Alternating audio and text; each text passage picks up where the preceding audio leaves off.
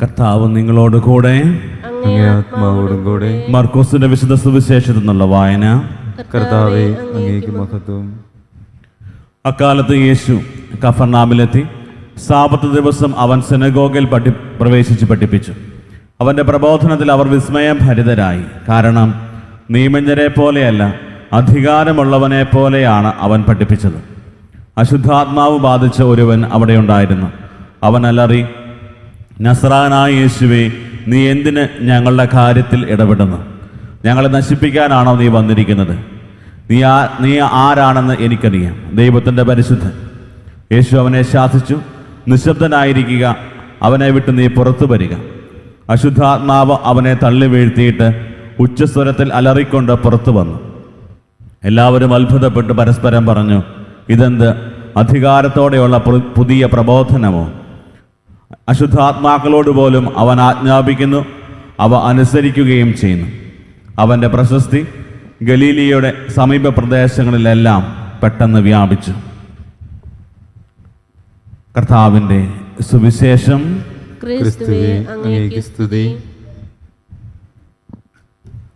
ഈശോ മിശിഹായിൽ ഏറ്റവും അധികം സ്നേഹിക്കപ്പെടുന്ന പ്രിയ മാതാപിതാക്കളെ, സഹോദരങ്ങളെ, ഇന്ന് തിരുസഭയിൽ വിശുദ്ധ ദൈവസഹായ പിള്ളയുടെ തിരുനാൾ ആഘോഷിക്കുകയാണ്. നമ്മുടെയൊക്കെ നാടിന് അഭിമാനമായി ഈശോയെ അറിഞ്ഞ്, ഈശോയ്ക്ക് വേണ്ടി ജീവിച്ച്, ഈശോയ്ക്ക് വേണ്ടി ജീവൻ പോലും ബലി കഴിക്കാൻ തയ്യാറായ ഒരു വിശുദ്ധൻ്റെ തിരുനാൾ നമ്മളിന്ന് ആഘോഷിക്കുകയാണ്. ഒത്തിരിയേറെ ആളുകൾ ആ വിശുദ്ധൻ്റെ കബറിടത്തെങ്കിൽ പോവുകയും ജീവചരിത്രം വായിക്കുകയും കൂടുതൽ തീക്ഷ്ണമായി ക്രിസ്തുവിലേക്ക് അടുക്കുകയൊക്കെ ചെയ്യുന്നുണ്ട്. നമ്മളെ സംബന്ധിച്ചിടത്തോളം ഒരു വലിയ സന്തോഷത്തിൻ്റെയും അഭിമാനത്തിൻ്റെയും ഒക്കെ നിമിഷമാണ്. കാരണം നമ്മുടെയൊക്കെ നാട്ടിൽ നിന്ന് നമുക്ക് ഒരു വിശുദ്ധനും കൂടെ നമുക്ക് ലഭിച്ചിരിക്കുകയാണ്. ഈശോയെ അറിയാൻ സാധിച്ചത് ഒരു വ്യക്തി വേറൊരു ഡച്ച് സൈന്യാധിപനിൽ നിന്നാണ്. അതിനുശേഷം ഈശോയെക്കുറിച്ച് അറിഞ്ഞ് ഈശോയിലുള്ള വിശ്വാസത്തിൽ ആഴപ്പെടാൻ തുടങ്ങിക്കഴിഞ്ഞപ്പോൾ ഈശോയ്ക്ക് വേണ്ടി പൂർണ്ണമായ ജീവിതം മാറ്റിവെക്കാനായിട്ട് പരിശ്രമിച്ചു. അന്നത്തെ കാലഘട്ടത്തിൽ ഈശോയ്ക്ക് വേണ്ടി ജീവിക്കുക, അല്ലെങ്കിൽ ഈശോയെ പ്രഘോഷിക്കുക, ഒരു ക്രിസ്ത്യാനിയായി ജീവിക്കുക എന്നത് വളരെ പ്രയാസകരമായ ഒരു കാര്യമാണ്. എന്നിട്ട് പോലും എല്ലാ സാഹചര്യങ്ങളെയും എതിർത്തുകൊണ്ട് താൻ വിശ്വസിക്കുന്ന തൻ്റെ വിശ്വാസത്തിന് വേണ്ടി എൻ്റെ ജീവൻ പോലും സമർപ്പിക്കാൻ ഞാൻ തയ്യാറാണ്, പക്ഷേ ഒരിക്കലും എൻ്റെ വിശ്വാസം ത്യജിക്കാൻ ഞാൻ തയ്യാറല്ല എന്ന് ജീവിതം കൊണ്ട് പ്രഘോഷിച്ച ഒരു വിശുദ്ധനാണ് വിശുദ്ധ ദൈവസഹായം പിള്ള. പ്രിയപ്പെട്ടവരെ, ഈ ഒരു വിശുദ്ധൻ്റെ തിരുനാളിൽ പ്രധാനമായിട്ടും നമ്മുടെയൊക്കെ ജീവിതത്തിലും നമ്മുടെ വിശ്വാസ ജീവിതത്തെ പരിശോധിക്കുവാനും ആഴമായ വലിയ ബോധ്യങ്ങളോടുകൂടെ ക്രിസ്തുവിലേക്ക് കടന്നു വരാനും നമുക്കൊക്കെ ഇടയാകട്ടെ. നമ്മൾ വായിച്ചു കേട്ട സുവിശേഷം, മർക്കോസിൻ്റെ സുവിശേഷം 1-ാം അധ്യായം 21 മുതലുള്ള തിരുവചന ഭാഗങ്ങളാണ്. അവിടെ ഈശോ തൻ്റെ പരസ്യ ജീവിതം ആരംഭിക്കുന്ന സമയത്ത് ഈശോ തൻ്റെ പരസ്യ ജീവിതം ആരംഭിക്കുമ്പോൾ ഒത്തിരിയേറെ ആകുലതകളും ടെൻഷനും ഒക്കെയാണ്. പക്ഷേ ഈശോയുടെ മാമോദിസ സമയത്ത് പരിശുദ്ധാത്മാവിനാലും ദൈവത്തിൻ്റെ പിതാവായ ദൈവത്തിൻ്റെ ആ വലിയ ഒരു മോട്ടിവേഷനുമൊക്കെ ഈശോയ്ക്ക് ലഭിച്ചിട്ടുണ്ട്. ഇവൻ എൻ്റെ പ്രിയപുത്രനാണ്, ഇവനിൽ ഞാൻ സംപ്രീതനായിരിക്കുന്നു എന്ന് പറഞ്ഞിരുന്ന ദൈവത്തിൻ്റെ ആ ഒരു വലിയ ഉറപ്പ് സ്വീകരിച്ചുകൊണ്ട് ഈശോ ആ ഒരു അധികാരത്തിൽ പരസ്യ ജീവിതത്തിലേക്ക് പ്രവേശിക്കുക.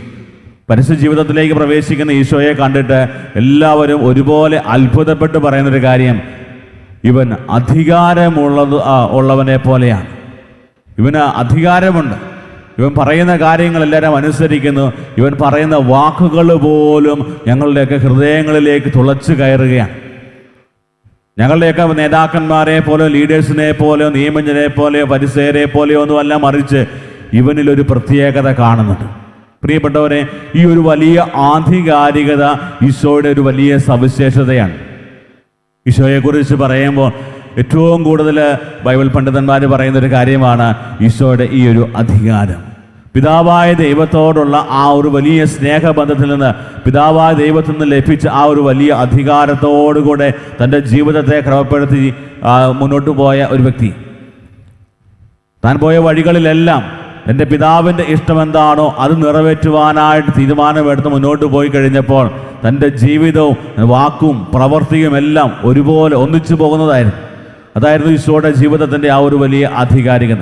പലപ്പോഴും നമ്മുടെയൊക്കെ ജീവിതത്തിൻ്റെ ആധികാരികതയെക്കുറിച്ച് നമ്മളൊന്ന് ചിന്തിച്ച് നോക്കുമ്പോൾ പലപ്പോഴും നമുക്കൊക്കെ നഷ്ടപ്പെട്ടു പോകുന്ന കാര്യം ഇതാണ്. നമ്മുടെ വാക്കുകളും പ്രവൃത്തികളും പലപ്പോഴും ചേർന്ന് പോകാത്തതാകുന്നു.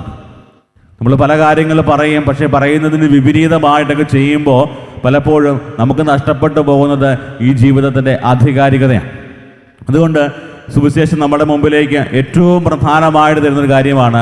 ദൈവം നമ്മളെ സൃഷ്ടിയുടെ മകുടമായിട്ട് സൃഷ്ടിച്ച സമയത്ത് ദൈവം നമ്മുടെ ജീവിതത്തിലേക്ക് നൽകിയ ആ ഒരു വലിയ ജീവിതത്തിൻ്റെ ആ ഒരു ആധികാരികത അത് നഷ്ടപ്പെടുത്തി കളയാതെ ദൈവത്തോട് ചേർന്ന് ദൈവഹിതത്തിനനുസരിച്ച് നമ്മുടെ ജീവിതത്തെ ക്രമപ്പെടുത്താൻ തുടങ്ങുമ്പോൾ ദൈവം നമുക്ക് തരുന്ന വലിയ സമ്മാനം, അത് ആധികാരികതയ്ക്ക് മറ്റൊരു പേര് പറഞ്ഞു കഴിഞ്ഞാൽ അത് വേറെ ഒന്നുമല്ല, ജീവിത വിശുദ്ധി തന്നെയാണ്. ദൈവത്തെ എത്രമാത്രം സ്നേഹത്തോടെ അറിയാനായിട്ട് പരിശ്രമിക്കുന്നു, എത്രമാത്രം വിശ്വാസത്തോടെ അറിയുവാനും ആഴപ്പെടുവാനും നമുക്ക് സാധിക്കുന്നു, അത്രമാത്രം വിശുദ്ധിയിൽ വളരുവാനായിട്ട് നമുക്ക് സാധിക്കും. ഇന്ന് നമ്മൾ ആഘോഷിക്കുന്ന വിശുദ്ധൻ്റെ തിരുനാളിൽ ഈശോയെ അറിയാൻ ഒരവസരം കിട്ടിക്കഴിഞ്ഞപ്പോൾ ആ ഒരു അവസരം ഒരിക്കലും ഇനി അത് ആ വലിയ അനുഭവം, ക്രിസ്തു അനുഭവം എൻ്റെ ജീവിതത്തിൽ എനിക്ക് നഷ്ടപ്പെടാൻ പാടില്ല എന്നുള്ള വലിയ ബോധ്യത്തോടുകൂടെ ക്രിസ്തുവിൽ ഉറച്ചു നിൽക്കുന്ന ദൈവസഹായത്തെ കാണാൻ പറ്റും. പ്രിയപ്പെട്ടവരെ, അപ്രകാരം നമ്മുടെ ജീവിതങ്ങളിലും ഈ ഒരു ആധികാരികത നിറയുവാനായിട്ട് നമുക്ക് ആഗ്രഹിച്ച് പ്രാർത്ഥിക്കാം. രണ്ടാമതായിട്ട് സുവിശേഷത്തിൻ്റെ 2-ാം പകുതിയിൽ നമ്മൾ കാണുന്നത് നസ്രായനായ ഈശോയെ നീ എന്തിനാണ് ഞങ്ങളുടെ ജീവിതങ്ങളിൽ ഇടപെടുന്നത്, ഞങ്ങളെ നശിപ്പിക്കാനാണോ വന്നിരിക്കുന്നത് എന്ന് പറഞ്ഞുകൊണ്ട് ഈശോയോട് കയർത്ത് സംസാരിക്കുന്ന ഒരു അശുദ്ധാത്മാവ് ബാധിച്ചൊരു വ്യക്തിയെ കാണുന്നുണ്ട്. അവനെയും അധികാരത്തോടുകൂടെ, വലിയ അധികാരത്തോടുകൂടെ അവനെയും മോചിതനാക്കുന്ന ഈശോയെ കാണാൻ പറ്റും. ഇതെല്ലാം കണ്ടു കഴിഞ്ഞ ആൾക്കാർ പറയുന്ന കാര്യം, അശുദ്ധാത്മാക്കൾ പോലും ഇവനെ അനുസരിക്കുന്നു, അശുദ്ധാത്മാക്കൾ പോലും ഇവനെ അനുസരിക്കും. അതിൻ്റെ അർത്ഥം ഈശോയുടെ അധികാരം എന്ന് പറയുന്നത് എല്ലാറ്റിനും ഉപരിയായിട്ടുള്ള ഒരു വലിയ അധികാരമാണ്. എല്ലാ സർവസൃഷ്ടിജാലങ്ങൾക്കും ഉപരിയായ ആ ഒരു വലിയ അധികാരം, അതായത് ഈശോ ക്രിസ്തുവാണ്, ദൈവമാണ്. ആ ഒരു അധികാരത്തിൽ നിന്നുകൊണ്ടാണ് ഈശോ സംസാരിച്ചത് എന്നുള്ള കാര്യം വചനം നമുക്ക് വെളിപ്പെടുത്തി തരികയാണ്. പ്രിയപ്പെട്ടവരെ, അതിന് നമ്മൾ ആദ്യം നമ്മുടെ ആ ഒരു അധികാരത്തിലേക്ക് നമ്മൾ വളരണമെങ്കിൽ നമ്മൾ മനസ്സിലാക്കേണ്ട കാര്യം, ഞാൻ ആരാണ്, എൻ്റെ വിളി എന്താണ്, എൻ്റെ ദൗത്യം എന്താണ് എന്ന് ഞാൻ തിരിച്ചറിയണം. പൗലോസ്ലീഹായുടെ ലേഖനത്തിൽ പറയുന്നുണ്ട്, നമുക്ക് ലഭിച്ചിരിക്കുന്ന, നമ്മളെ വിളിച്ചിരിക്കുന്ന ആ വിളിക്കനുസരിച്ച് നമ്മൾ ജീവിക്കുക. അതായത് നമ്മൾ ഓരോരുത്തരും വിളിക്കപ്പെട്ടിരിക്കുന്നത് ദൈവമക്കളുടെ പദവിയിലേക്ക് വളരുവാനാണ്, ദൈവമക്കളായിട്ടാണ്. നമുക്കെല്ലാവർക്കും ദൈവം വരം നൽകിയിരിക്കുന്നത് ദൈവത്തിൻ്റെ പ്രിയപ്പെട്ട മകനും മകളുമായി തീരുവാനാണ്. അപ്പോൾ അങ്ങനെയാണെങ്കിൽ ആ ഒരു വിളിക്കനുസരിച്ച് നമ്മൾ ജീവിക്കാൻ തുടങ്ങുമ്പോൾ നമ്മുടെ ജീവിതത്തിൻ്റെ ആധികാരികത എപ്പോഴും നമ്മുടെ കൂടെ ഉണ്ടാകും. അതായിരിക്കും നമ്മുടെ ജീവിതത്തിൽ മുന്നോട്ട് പോകാനും ജീവിതത്തിൽ ഏറ്റവും കൂടുതൽ സംതൃപ്തിയോടെ സന്തോഷത്തോടെ ജീവിക്കുവാൻ നമുക്ക് പ്രേരണ നൽകുന്നത്.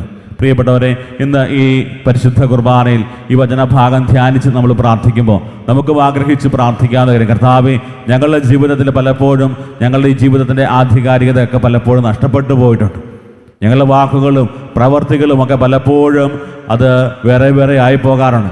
അവിടെയൊക്കെ ജീവിതത്തിൻ്റെ ആധികാരികത, ജീവിതത്തിൻ്റെ വിശുദ്ധി അത് കാത്തു സൂക്ഷിക്കുവാനും നിനക്ക് വേണ്ടി വിശ്വാസത്തോടെ നിനക്ക് വേണ്ടി ജീവിക്കുവാനും ഞങ്ങളുടെ ജീവിതം മുഴുവനും നിനക്ക് വേണ്ടി സമർപ്പിക്കുവാനുമായിട്ടുള്ള കൃപ തരണമേ എന്ന് ആഗ്രഹിച്ച് പ്രാർത്ഥിക്കാം. ദൈവം നമ്മളെ സമൃദ്ധമായി അനുഗ്രഹിക്കട്ടെ. ആമേൻ.